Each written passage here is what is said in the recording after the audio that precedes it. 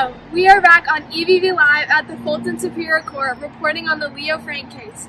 Now to you, Brent, at the EBB headquarters in Atlanta. So let's talk about the Leo Frank case. Back in April 26th, earlier this year, Mary Fagan, a 13-year-old girl, was found bruised and bloodied in the cellar of the Atlanta pencil factory.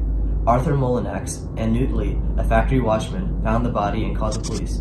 She was going to pick up her paycheck from the Jewish superintendent Leo Frank. Leo was the last person to see Fagan alive.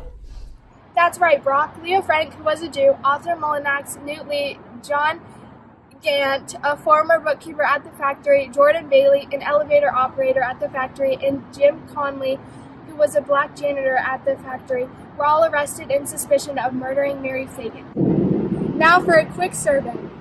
Hi, my name's Susan. Can I ask you a few questions about the Leo Frank case? Do you think he should have been guilty or innocent? I think he should be innocent. Why? Because they had no hard evidence on him, and he was accused because he was a Jew. So we interviewed 9 of the people, and 6 out of the 10 thought he should be guilty.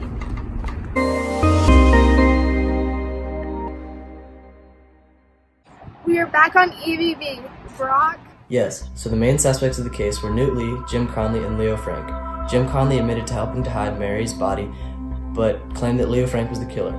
In court, the jury convicted Frank based mainly on Jim Conley's testimony.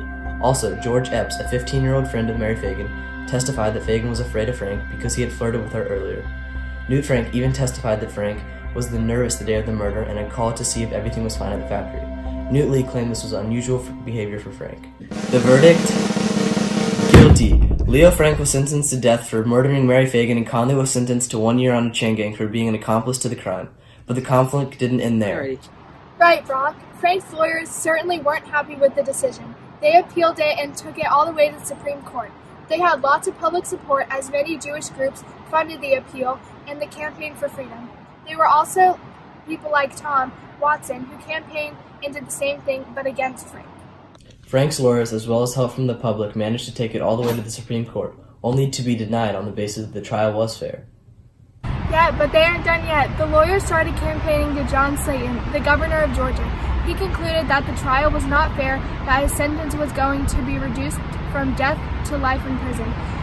There he sits for the rest of his life. That concludes our report on Leo Frank. Next up, a story on how a lady saved a dog from a burning building.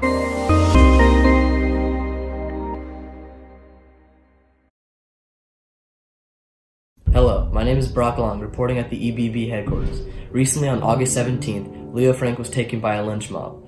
They called themselves the Knights of Mary Fagan. They drove Frank back to Marietta with the intentions of lynching him. Many people came to pose by the body and take pictures for souvenirs. Leo Frank now lies in Brooklyn, New York.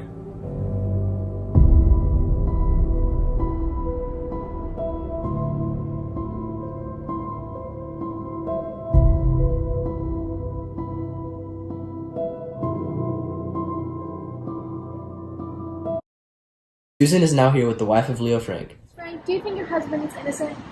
Yes. He was convicted over suspicious evidence. Alright! That's all for today, folks. See you next time on EBB News.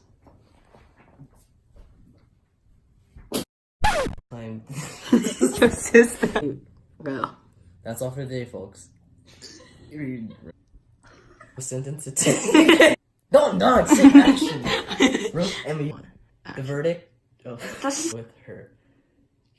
I can see you laughing in the corner. I'm like, don't nod. Say something. You're not gonna.